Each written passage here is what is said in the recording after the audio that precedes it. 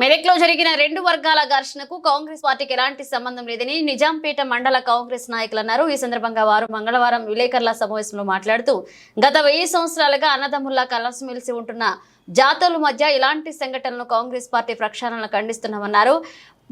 భారతదేశంలో అన్ని వర్గాల వారిని సమానంగా చూసుకుంటూ హిందూ ముస్లిం బాయని కులమతాలకు అతీతంగా అన్ని వర్గాల వారికి సముచిత న్యాయం కల్పించే పార్టీ కాంగ్రెస్ పార్టీ అన్నారు.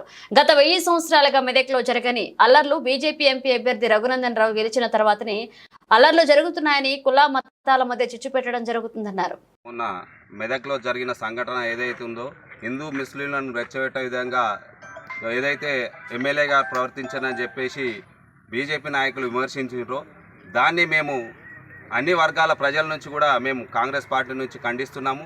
ఎప్పుడైతే కాంగ్రెస్ పార్టీ భారతదేశ వ్యాప్తంగా కూడా అందరినీ కలుపుకొనే పార్టీ, ప్రతి రాష్ట్రంలో కూడా హిందూ ముస్లిం అని లేకుండా హిందూ ముస్లిం బాయ్ బాయ్ అనే నినాదంతో ఏదైతే ఉన్నదో ఆ నినాదంతోనే ఇప్పుడు బీజేపీ ఉన్నదో దానికంటే మొదలే ఈ కాంగ్రెస్ పార్టీ చరిత్రలో ఉన్నది.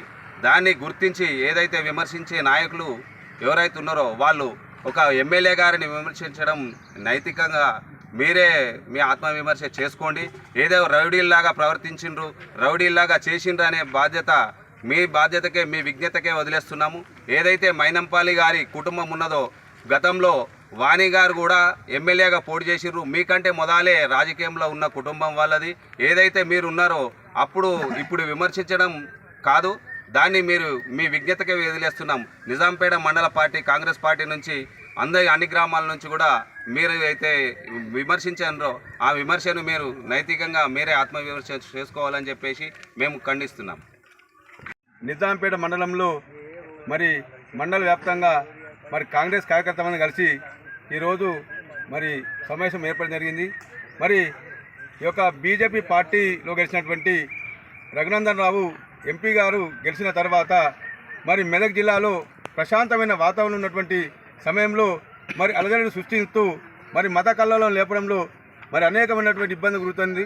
మొన్న మెదక్లో కానీ మొన్న రామపేటలో కానీ మరి అనేకమైనటువంటి ఇబ్బంది అనేది జరిగింది. కాబట్టి ఈ యొక్క ప్రశాంతంగా ఉన్నటువంటి వాతావరణాన్ని మరి ఉల్లంఘించడం చాలా చట్టరీత్యా నేరం. ఎందుకంటే ఈ యొక్క కాంగ్రెస్ పార్టీ అనేటువంటి భారతదేశంలో మరి మతాలకు అతీతంగా మరి అన్ని వర్గాలకు మరి సముచితంగా పనిచేసేటువంటి పార్టీ మరి కాంగ్రెస్ పార్టీ. అదేవిధంగా ఈరోజు మరి గౌరవ ఎమ్మెల్యే మైనంపల్లి రోహిత్ గారి యొక్క కుటుంబం మీద మరి కొంతమంది అనుచిత వ్యాఖ్యలు చేయడం జరిగింది. మరి అలాంటి వ్యాఖ్యలు మరి సరైనది కాదు. ఎందుకోసం అంటే వారి యొక్క చరిత్ర ఎప్పటి నుంచి ఉన్నది.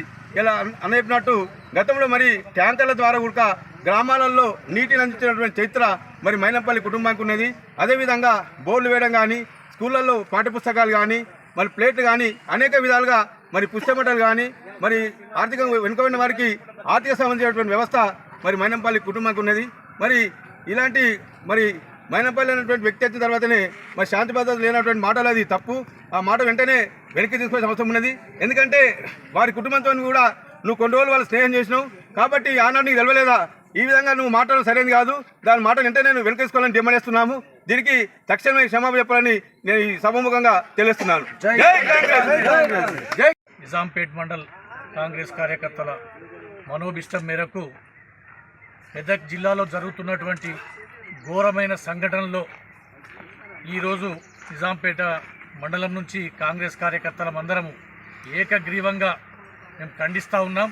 ఎందుకంటే గత పార్లమెంట్ ఎన్నికల్లో శ్రీరాముని పేరు మీద, అయోధ్య పేరు మీద ఓట్లు దండుకొని ఈ ప్రాంతం నుంచి పార్లమెంటు సభ్యునిగా ఎన్నికైనటువంటి మన గౌరవ పార్లమెంటు సభ్యులు రఘునందన్ రావు గారు గెలిచిన తర్వాత ఈ ప్రాంతంలో మతోన్మాద శక్తులతో ఈ ప్రాంతాన్ని అల్లకల్లోలం చేస్తూ ఈ ప్రాంతంలో మత సామరస్యంగా ఉన్నటువంటి ఈ ప్రాంతాన్ని అల్లకల్లోలంతో ఈ ప్రాంతాన్ని వివిధ సంఘటనలు జరుగుతూ ఉన్నాయి. దాన్ని మేమంతా ఏకకంఠంతో దాన్ని ఖండిస్తూ ఉన్నాం. ముఖ్యంగా ఏంటి అంటే శ్రీరాముడు ఎక్కడైతే అయోధ్యలో పుట్టిండో ఆ అయోధ్య పేరు మీద ఆ అయోధ్య పేరు చెప్పి ఓట్లు దండుకొని అక్కడ ఉన్నటువంటి ఫైజాబాద్ నియోజకవర్గంలో కూడా ఓడిపోయినటువంటి చరిత్ర కలిగిన ఈ బీజేపీ పార్టీ నుంచి ఎన్నికైనటువంటి ఈ రఘునందన్ రావు గారు ఇక్కడ మతోన్మాదులను సృష్టించి గత 40 సంవత్సరాల నుంచి ఎటువంటి అలజడులు లేకుండా ఈ ప్రాంతమంతా మేమంతా కలిసిమెలిసి అన్నదమ్ములుగా ఉన్నటువంటి ఈ ప్రాంతాన్ని ఈ మతోన్మాద శక్తుల ద్వారా అల్లకల్లోలం సృష్టించి ఈ ప్రాంతాన్ని మొత్తం దుర్వినియోగం చేస్తూ ఉన్నటువంటి సందర్భంలో మొన్ననే మెదక్లో జరిగిన సంఘటన కానీ నిన్న రామాయణపేటలో జరిగిన సంఘటనలు కానీ ఇవన్నీ మతాలకు అతీతంగా కులాలకు అతీతంగా మేమంతా కార్యోన్ముఖులమై వాటిని అంతా ఖండిస్తూ ఉన్నాం. దీనిలో భాగంగానే ముఖ్యంగా మేము చెప్తున్నది ఏంటి అంటే ఈ బీజేపీ నాయకులు ఎవరైతే ఉన్నారో స్థానిక శాసనసభ్యు కుటుంబాన్ని విమర్శించే నైతిక హక్కు వాళ్ళకు లేదు. ఎందుకు చెప్తా